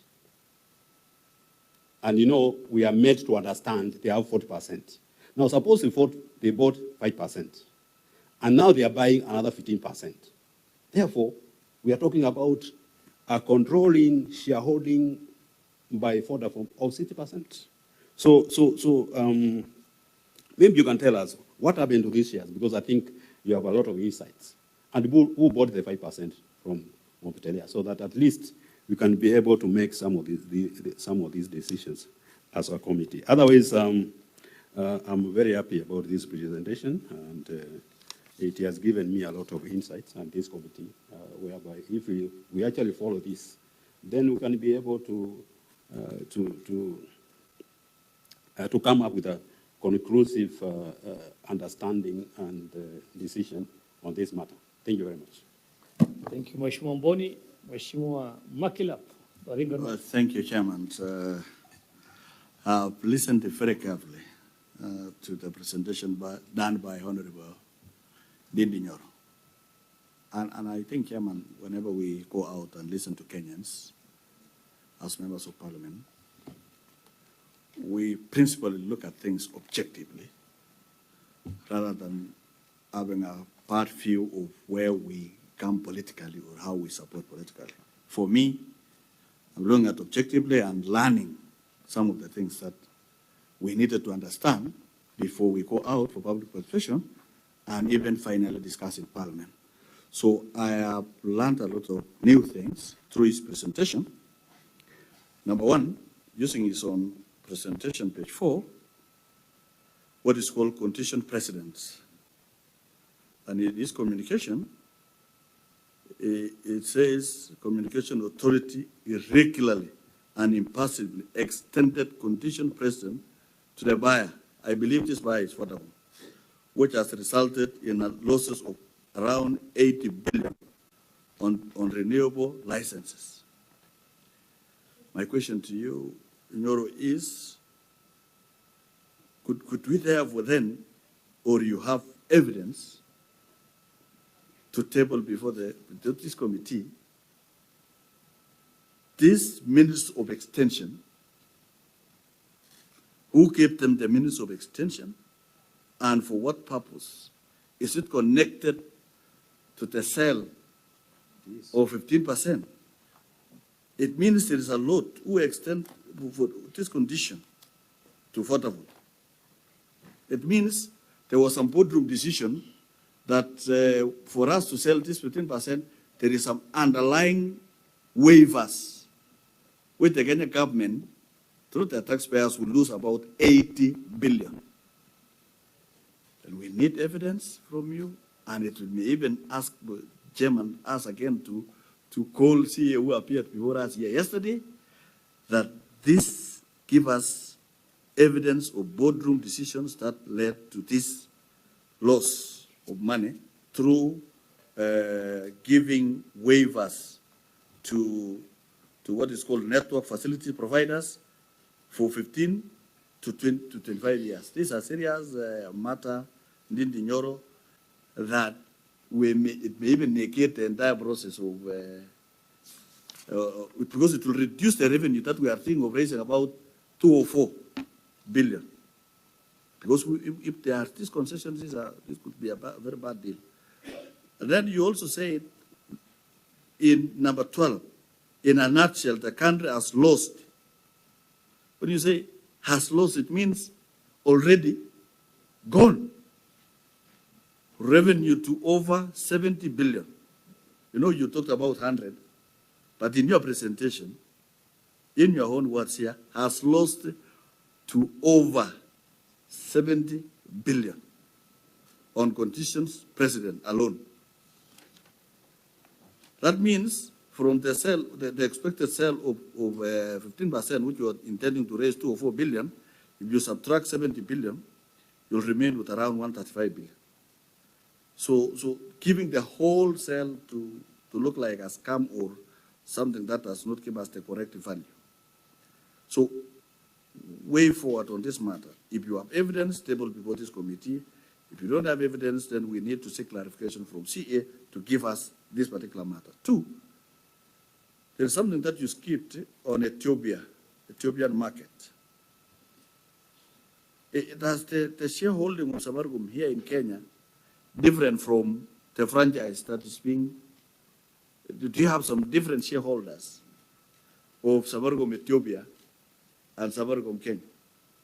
These are mind-boggling questions that we need to understand, so that are we selling therefore shares in Safaricom Kenya, or are we selling this 15% including the shareholding in Ethiopia? This is something that you've raised here, and it requires some understanding. Again, in page 5, just like what my colleague has said about Mopitelea, if you are able, or this is something that we can Google, that at the time of listing Safaricom, the shareholding of government was 35. The shareholding of Vodacom was 35. And at the time of what is called this paper that we have before us, it is 40. At what stage? And then it is we are assuming that this 5% has been acquired by Vodacom. When did this happen? When did this transaction of acquiring 5%? Because the sessional paper that we have is that Vodacom already owns 40. At what stage was 5% acquired by Vodacom? If you have evidence of at a time when Vodacom decided to buy Mopitelea, then it is also good for this committee to have it, because it means this Vodacom is a big animal that continues to acquire other people inside, small shareholders, and they may even acquire anybody else remaining. And it is a foreign franchise. I'm using your notes very carefully. I don't want to go outside this. Lastly, Chairman, tell us something about, this sessional paper has a timeline that says it takes 28 days from sitting of Parliament. It means if we start sitting on 4th, by 28, if we shall not, by 4th of March, if we shall not have concluded, it is deemed to have approved itself. And therefore, who will take the shares, the dividends? The government may lose dividends to Vodacom that has worked for the whole year, and when it is left with 10 days, the shares changes hands to someone else. Can you tell us about this shareholding, the dividends of the current fiscal year of Safaricom, how it will go? Because how can I lose all the milk of my cow, which I've worked for it for the whole year, just at the wee hours of exchange? Tell us something. You did not say something about it. And finally, tell us something about when Safaricom PLC is being sold, and when the shares, 15% shares of Safaricom is being sold, out as the entire franchise, the value which was at 2021, 1.8 trillion, how will this sale affect the assets of the entire ownership of Safaricom when it will be owned by a foreigner at 55%? Thank you, Chair. Mheshimiwa Ruto. Thank you, Chair. Mheshimiwa Makilap, if you could switch off your mic. Maybe I can- Makilap, switch off your mic, please. Thank you so much, Chair. Like my colleagues, allow me to also take this moment to congratulate our senior colleague in the Parliament. I regard him as senior, being my first term in Parliament, and he's serving his second term. And the way he's with whole heart or passionately following up the issues of the country and for Kenyans. Thank you so much. Chair, from the onset introduction of the presentation by Honorable Ndindi Nyoro, there is a funny statement I've underlined there that he has referred this transaction as inferior transaction. That implies from your presentation, you've trusted out completely. So in fact, like the question Maklab is asking, my thing according to you is we should reject these things outright before even the end of that term. And for us to be able to arrive there, Chair, I'll be able to put some few questions. And don't mind, Honorable Ndindi Nyoro, you will find some of our concern will oscillate from what you are putting. Probably you might need to put it better than you already put it. The issue of valuation, this has been a question, a critical question that every other person here has been asking. Even the Cabinet Secretary, we were able to ask him, and he laid his foundation. Of course, bringing from the point of view of Section 87A of BFM Act that recently was amended, which gave powers to the Cabinet Secretary to be able to initiate such transactions outside the State-Owned Enterprises Act that we also passed in Parliament. Picking from there, he also, from his presentation, he seems to have relied on that provision to negotiate with an existing shareholder in Safaricom, and that is why they arrived at 34. But I like your thinking outside, because looking at this, it looks like you have relied so much on relative valuation, where you are comparing the market, the behavior of the market. I would wish to know from your knowledge, being expert, combining the intrinsic value, the relative valuation, asset-based valuation, what would be the ideal? Because we are trying to look at the real position of what Kenyans should be able to get vis-a-vis what we think Treasury has given us the best. Because for any layman person, you will minus 34, minus the current 27, definitely you are making a premium of 7 shillings. I mean, for everyone, for every layman. But from your acumen in relative, which I regard it as an ideal market situation. What if this approach by National Treasury is shifted, like from your request, we remove it from the boardroom negotiation, as we've called it, and put it to the market, either to the secondary market, Nairobi Stock Exchange, or even invited that it is possible to go outside NSE and go to London Stock Exchange or New York Stock Exchange for that purpose. What is a certainty? Especially remember, the offer of this is done by the government. And anyone would know when by the time the government is coming for it, like the foundation of this, the Cabinet Secretary has passionately expressed the need of divesting on this one so that we're able to look for resources or find resources to finance the budget that cannot be sustained by the ongoing borrowing where it has reached the limit. And I've been following you always. You've been telling Kenyans where we've gone high in terms of our borrowing, that it is no more sustainable to keep borrowing. But here is the budget. Here is the budget deficit. I know you've been the chairman of our budget and appropriation, that this country has to run. It has to finance education. It has to finance water. It has to finance the basic social and infrastructural needs. That is why the National Treasury and the government of Kenya are reached out and say, let us exercise what is within us, the assets we have, generate revenue, invest this revenue on these going concern investments, and realize the value later, and of course reduce on the cost of borrowing. Looking at these valuations and the options we have, you've given us that there's no need to hurry. Well, maybe Cabinet Secretary will tell us and I think Chair, looking at this one, we will still need to have to invite back the National Treasury, Cabinet Secretary, National Treasury, so that some of the questions left by this stakeholder and others who have come here would be able to help us. but from your own understanding, so that Kenyans, our presentation here might draw Kenyans to feel like what is happening here is wrong. Like this thing, as you call it, inferior, is the worst. Kenyans will begin to develop those inciting feelings. And we might, in future, we might be seeing the reactions here and there where we lose even the real cause of why we are doing this one. Chair, the issue of KCB agent, and which it has got my attention. I'll really beseech, because this is a committee of the National Assembly, and our honorable member understands that this is more of a quasi-judicial sitting.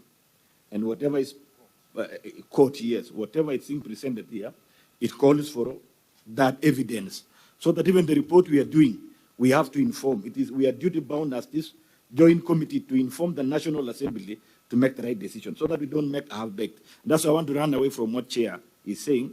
Mheshimiwa, you go and you will provide in future some evidence. The information on now is far much more better, because we are a few committees we can sit. If we can get evidence around this, so that it doesn't look like we are just posing, we are troubleshooting and leaving the fire rolling outside there without proper information. With the respect of this committee, I would call on the information on this one. There is a question of integrity of this buyer. That this buyer, in the earlier behavior, which Maklaba has asked, and even me, I was not aware, I'm just listening today, that the shares which were owned by Mobitelea was silently moved. And then it means we have questions to CMA to tell us. CMA was here, we need to call them back and explain to us this one. And there's another statement you've made that there's a shareholder who immobilized or ordered. To me, it sounds like economic crime action. And therefore, we have questions on CMA. If possible, because we have experts on this one, so that it doesn't sound like a by-the-way statement or any other political statement, I would request through the chair that our stakeholder, Honorable Ndindi Nyoro, to provide this evidence. The issue, so that I don't repeat what you said much on this, the information on the dealers, that's a big thing. It can be a breaking news that the National Treasury indeed never initiated or they never participated in that boardroom. The other figures, other imaginary faces who were there sitting down, that we need to know how were they contracted? Were they given express contracted role and responsibility to act on behalf of the government, other than the KCB being what we call the transaction advisor? We have another people from the information you have. And then lastly, this information about Communication Authority of Kenya, that without the board, management sat down and gave express authority to discount what the to have come to build our economy for the sake of person again who is going to buy. So in any case, we will calculate the loss in terms of value you are giving us, that we are losing. Instead of getting the 390, we are getting 200. So already there's a 190 loss. And then there's another 100 loss in terms of the licenses. So we are losing around 290 billion to get 200 billion. I think your statement initiates that we are actually giving out free, including giving out additional money of around 290 billion. With all this put together, it is wise, and to me it could be prudent, Chair, if we get all this evidence so that this committee can make the right decision to present to the National Assembly and inform the National Assembly to also make the right decision, either to reject it, because you said there's no even need to amend, either to reject it from your point of view or to approve it either way. Thank you.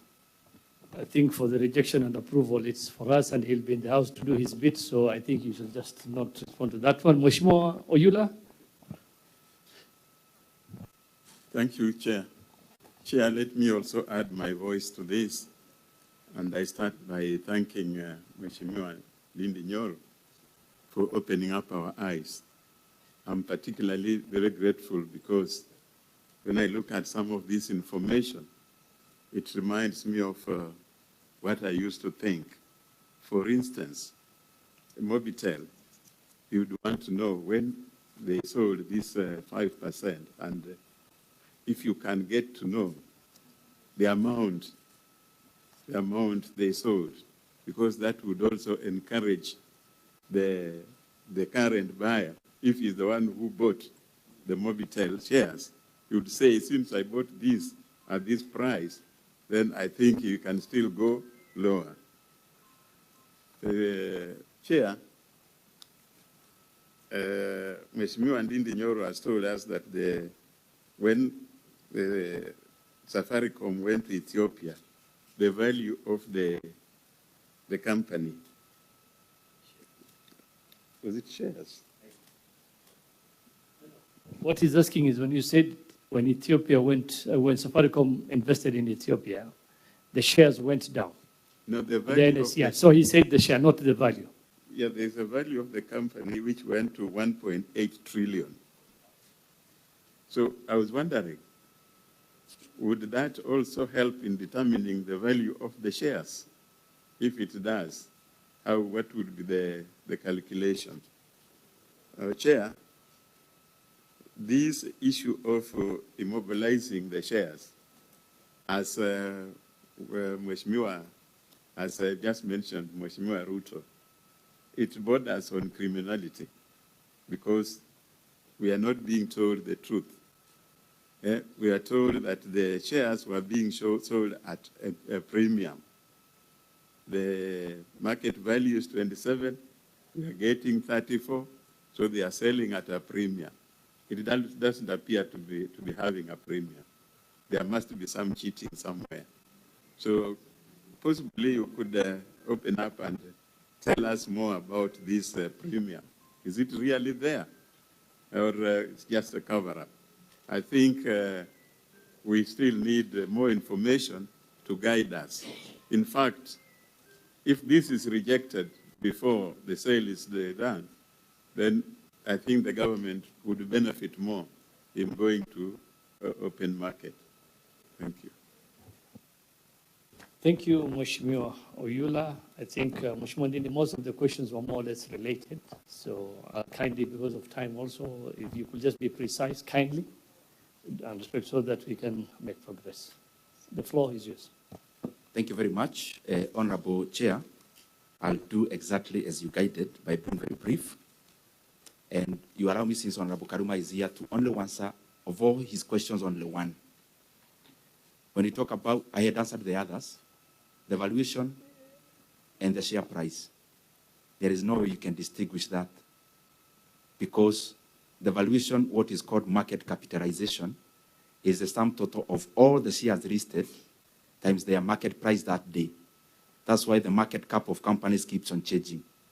Market cap, what I'm trying to say, does not necessarily communicate the valuation of the company based on the many examples I've given, some that have happened in the last 1 year, like Baburi and Amson, some that have happened in the year 2023 of Rea Vipigo, selling in the market at 27.50 and eventually buying the shares at 85 shillings for the same share. So I'm just trying to say, Honorable Chair, it will be a tragedy if Kenya relies on the market in this transaction because the buyer knows that, and that's why they are capitalizing. So let me go to my brother, Honorable Boni. And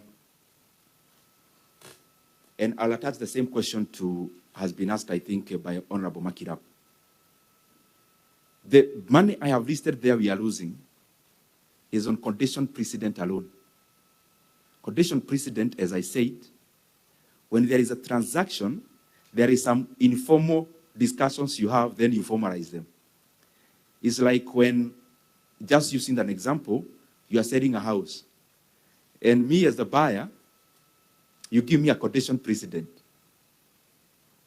Me as a seller, I give you a condition precedent that I'm selling you this house in Nairobi because I'm relocating.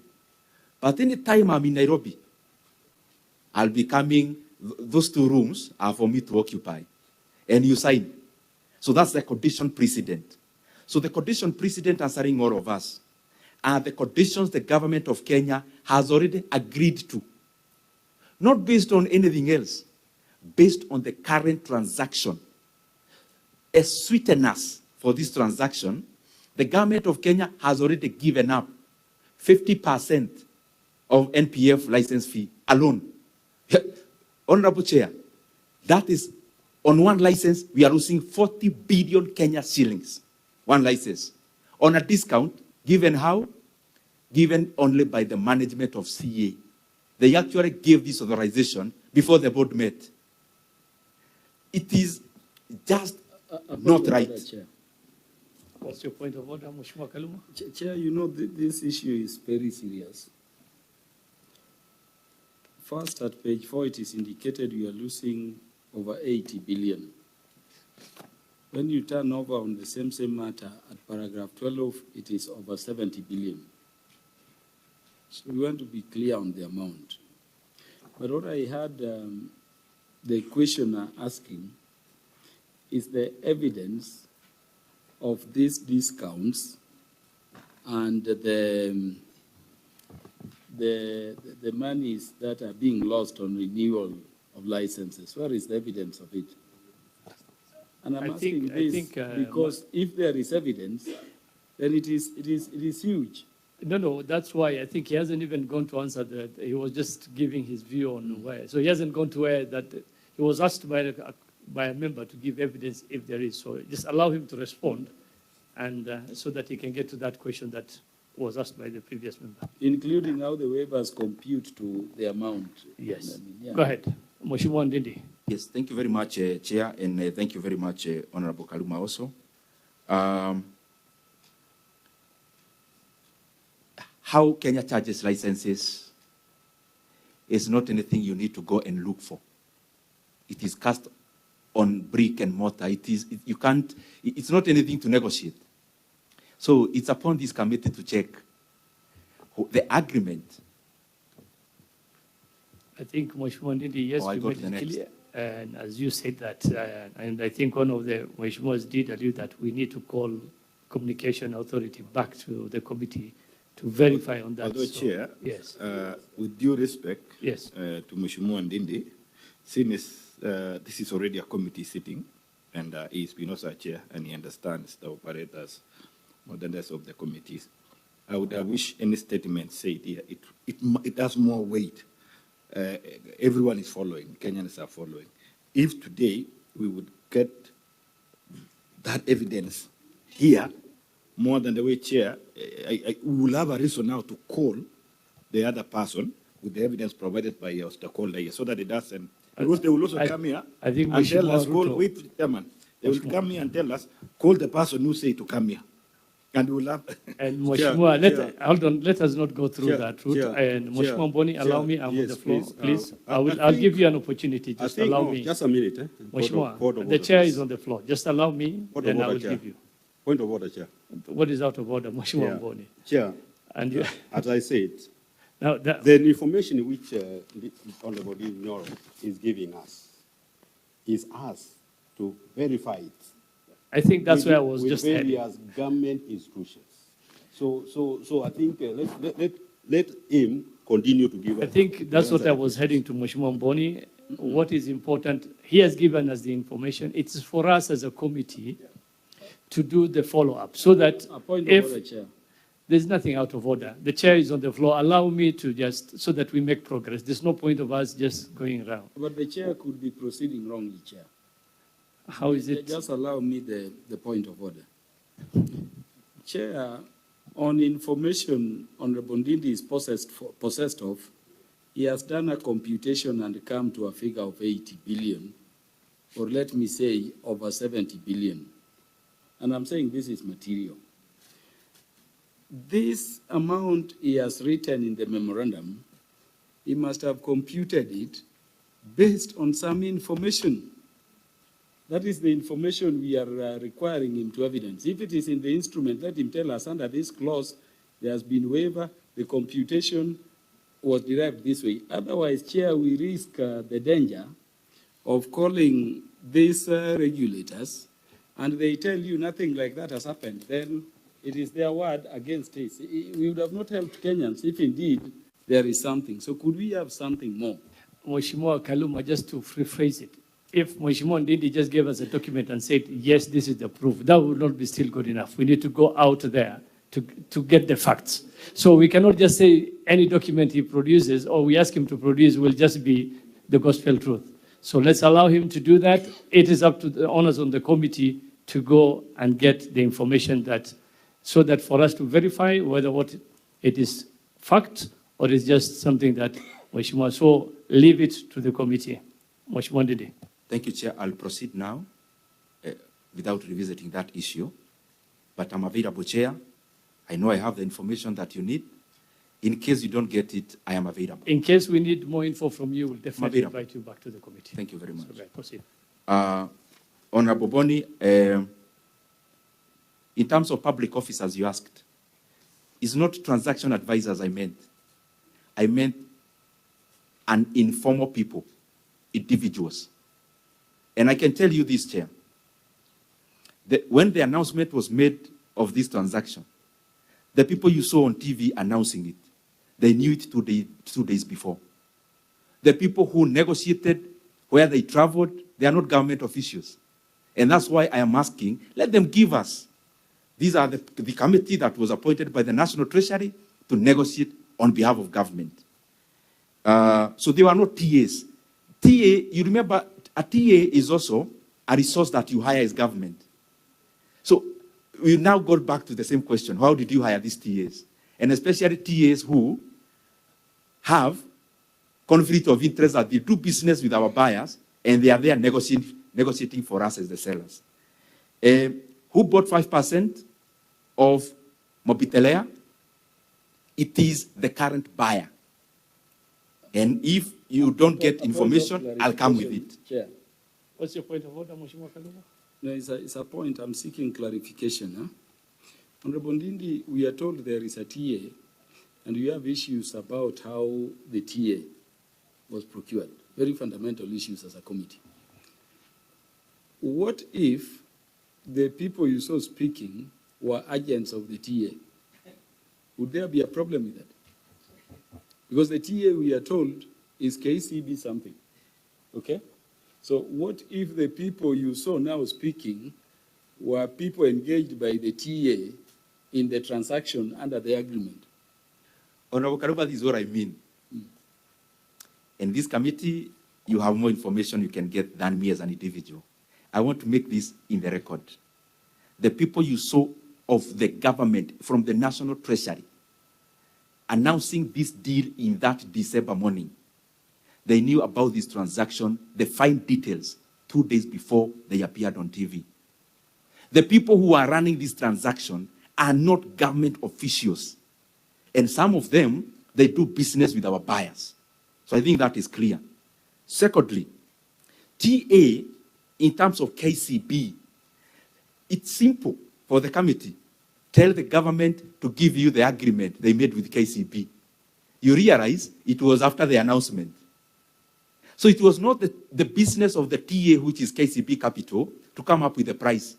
So who came up with the price? Because you can't tell us you're hiring KCB Capital today for something you announced a month ago. Then it means they were not in charge of pricing. 5% stake of Mobitelea was bought by our current buyers, proposed buyers. They are the ones who bought. The bigger question should be, as it was asked by Honorable Oyura, very good question, at how much? Because you may realize they can make a very good deal with a private person, but a very bad deal with the government because the government is amorphous.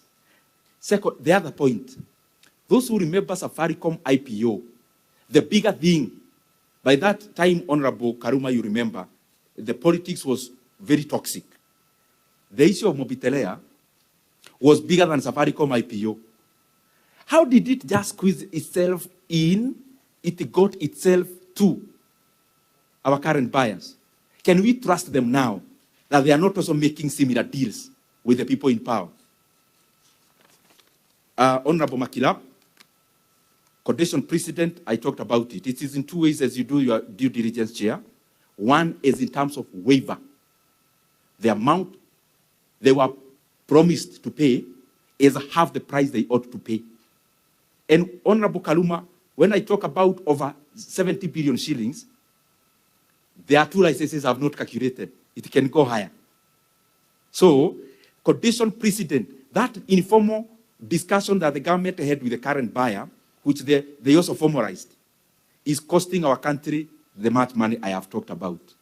So the net proceeds from this sale, if you net out that, is less than that 135 billion shillings. And I've listed one of the license. If you need the names of the other 4, I'll give you. In terms of, and the number 2 laws, Chair, is in terms of waiver, but the number 2 laws is in terms of period. What do I mean? You see, when you go and take a driving license in Kenya, let's say you take a driving license of 3 years, and then you pay the government of Kenya, I'm just giving for comparison's sake. That's not the amount we pay. Let's say we pay 5,000. You get that, Chair? So you pay for 3 years. So you know it's a government, is a revenue stream for government that we renew our licenses. That's why we are never given driving licenses for life or passports. Because the government anticipates this as also a revenue earner. So you come here, you are given a driving license that was to be for 3 years, you pay 5,000 like everyone else. But another person goes and decides and talks to the government, oh, I'll still pay the please give me still for that period, but I'll pay half the price. Now, this is the most heartbreaking thing. We are receiving half the amount for the license, but extending the period of the license from 15 years to 25 years. So we lose, number 1, on the quantum, but we also lose because the government that will be there in the next 15 years will have to wait for 25 years instead of 15 for them to receive revenue from that license again. Ethiopia market, I agree. Honorable, I think, let me combine, oh, it's still marking up. I had put it in my memoranda. We get clear definition of shareholding. Remember, this transaction is dealing with a group, but the group incorporates also M-Pesa, M-Pesa Africa. It incorporates also Ethiopia.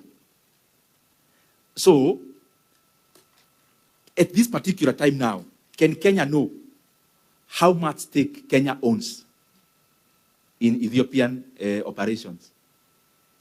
Because the shareholders here in the group are not necessarily the ones in Ethiopia as shareholders there. As I go to the finish, I agree with Honorable Makirapo on valuation. Safaricom shares were 45 shillings in 2021. The valuation was therefore 1.8 trillion in 2021. A point where so much money was also being reinvested in Ethiopia. The intervening years, the profit went a little down. Why? Because a lot of money was also going into the Ethiopian investment. Now, Chairman, this is the thing. This financial year, up to the first half of, I think September is the half year of Safaricom, they had a 52% increment in profit, bottom line. So we are selling Safaricom based on the previous profits. That's why this deal in Harakishwa, so that by the time Safaricom announces their full year profits, which will be over 52% increment, the deal will have already been done. And I can give you this also, Chairman, because we are here as Kenyans, we will see. This is a teaser. By next year, maybe by the time this committee finishes this, you will see the government saying, oh, we saw some people also saying they also want to buy. What I want to assure you is this. They will also want to sell the 20%. And hold me to my word. Honorable CPA, Ruto, before I come there, this is the other bad thing I think we are doing. Currently, Kenya has borrowed, I don't want to go into the debts. We are now over 12.5, close to 12.5 trillion Kenya shillings in public debt. But because the mainstream borrowing is squeezed, now we have brought another English terms here. We are calling FADs. Chairman, that we are selling Safaricom and selling the other assets to use them as a deposit the way we go to a SACCO. You know the way you go to a SACCO and you are told, we give you 3 times of your savings. That is what the government want to experiment. Now, even after raising this money, they want to leverage it. They want to borrow multiples of this money. In fact, their plan is to borrow times 9. So you leverage times 1, and then you borrow times 9. So we raise, let's say 300 billion. But the plan of government is not even the one you are raising. It is the one you are going to borrow in that circle in quotes. Chairman, we will not run away from this as a country. Senegal is just a recent example for us to learn from. If you start opening up multiple loan books as a country, it will catch up with you pretty soon. We've already done that in terms of dividend here, that we are imagining as a country, there is no country in the next 5 years. So we need the money for the next 5 years today. And I hear government experts talking about, oh, we have done the present value of this money. When you're in government, you don't do present value of money. You can't, because the government operates in perpetuity. At the very least, you need to do future value of annuity. And the difference is huge. As I finish, Chairman, for CPA Ruto.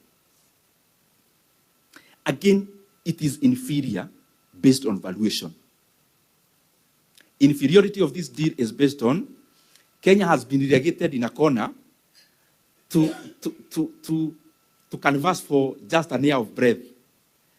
I mean, you are the owner, and you are being squeezed by the seller. Sorry, you are the owner and you are being squeezed by the buyer. Chairman, one thing will answer this in one bullet. Advertise 15% GOK stake in the international markets. I guarantee you 2.5 trillion Kenya shillings will be too little for the valuation.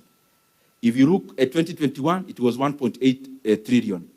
So the honorable members, my brothers and sisters who were asked about what my valuation would be, we should not be discussing anything below 45 per share. We should now be discussing about what we have done in Ethiopia, which was not present in 2021. Our discussion should be starting from there. But we've been cornered by these guys. We are now gasping for breath on the side of the loss. It is not good. It's not prudent. The other issue, I think, is the last one.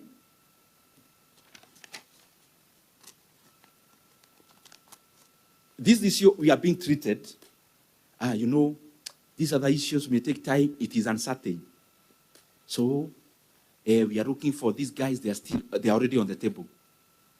Is that a precedence we want to set as a country? That if I identify public land, I go to the ministry and say, I am a buyer here, I am offering this. And then the ministry will justify and say, oh, we have some willing buyer who is already buying at this price. Because that is the reasoning globally. I mean, holistically, if we are permitted now, that, okay, I can go to the treasury tomorrow and say, I want to buy Kenyari. And then they look at the market. Kenyari shares, the valuation is 17 billion shillings as of today. Okay, I tell them, I want to buy at a small premium, I'll pay you 22 billion. And they agree and we sign and I run away with Kenyari. What am I running away with? This is a company which has no loans. Their cash and cash equivalent is 41 billion, and their net assets is 51 billion. We'll be creating oligarchs because we'll just cut corners, take government assets for free, and purport to be the only buyers in the market. Who said there is the only buyer? If I show intention of buying Kenyari, the good thing for the National Treasury to do, in case they want to sell it, put up a bid. Maybe I'm offering 22 billion. Another person will go to the financial statement and see what I have seen. It's in the public domain. And realize, oh my, I'm buying a company at 22 billion. And upon opening the keys of the company, the cash inside and the cash equivalent is 41 billion. So I take the 17, pay them, and I'm left with all the other assets for free. It is a bad precedent, Honorable Chair. Otherwise, the issue of immobilization again, there are issues I'm talking in terms of you may seek information. The shares were immobilized in the first and second week of June of 2025. And the people who immobilized 16 billion shares of Safaricom is none other than our current buyer. And they were doing it so that they strangled the price of Safaricom. And so that the market senses there is an oversupply of the shares, and so that they maintain the share price suppressed until the transaction is done. Otherwise, for all those years, they had never seen the need of immobilizing their shares. So the need came up this year in June. So, Honorable Chair, as a close, I want to thank you. And the issue of, again, KCB, sorry, because it repeated itself on terms of the Honorable CPA, Ruto. This issue of KCBs, as I'm repeating, is simple. Just tell them to commit through writing. Now, not in the future, now. That yes, we are the TA. But because we actually also own, KCB, remember, even if the government has a minority stake of 19%, they control the entire board. Because the other 81% of the shareholders do not talk to each other. So during the AGM, you vote all your directors using the 19%. So what am I trying to say? Tell them just to do in writing and you put in archives whether there is a stockbroker's agent who is also under this transaction. If they are raised, call them and ask them, what role are they playing for them to be paid 40% of the 3 billion? That's the question we need to have. Otherwise, thank you, Chair. Thank you so much, Mheshimiwa Ndindi Nyoro, for appearing before the committee, doing your presentation and submission to the committee, and responding to the members. Yes, Mheshimiwa Ruto, we have, time is totally against us. Kindly, if I can just seek clarification from you. Tafadhali naomba. Kwa Yes, heshima. not from the witness, but I mean the stakeholder, but from you. Okay, right. Reading Article 91, there's a ruling that you made, and I'm still standing order number 91. Of course, though it refers to a member of parliament, I wanted you to demystify to me the difference between the stakeholder we have, who has introduced himself as Ndindi Nyoro, Office of the Member of Parliament, Kiaru, and what Article 91 is saying in relation to the ruling you made in regards to evidence. Thank you. That's it.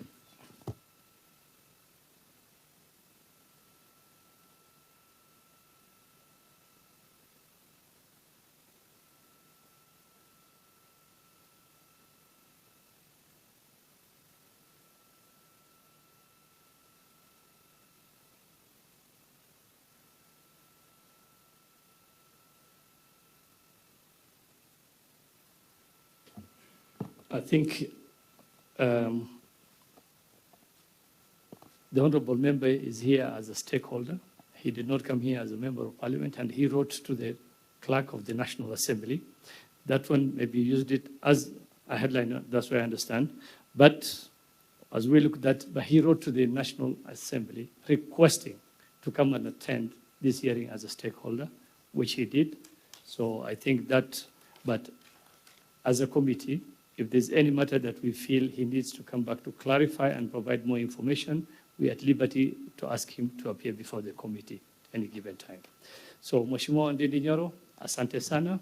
Members, thank you so much for the time, and I think it's best now we break for a quick lunch of maybe 30 minutes. Yes, Mheshimiwa Ndindi? It's just a closing remark. I think it's polite. No, Honorable, Yes. Honorable Chair, does Honorable Ndindi have any information you would have wished to give us other than in the form in which I think we have gone beyond that, Mheshimiwa Ndindi, and I will just give you an opportunity. I don't know Ndindi to Mheshimiwa, just 1 minute of closing remark. Don't digress. Thank you very much, Chair. I am very, very pleased to have appeared before these honorable members. Thank you very much for listening to me and also for Parliament granting me this opportunity. Chairman, from my heart, I believe that we must not operate like what is called a prisoner's dilemma in Kenya. That even the things that should bring us together, they tear us apart. This transaction is Kenya against the buyers. And therefore, let's not see it in terms of lenses, political lenses.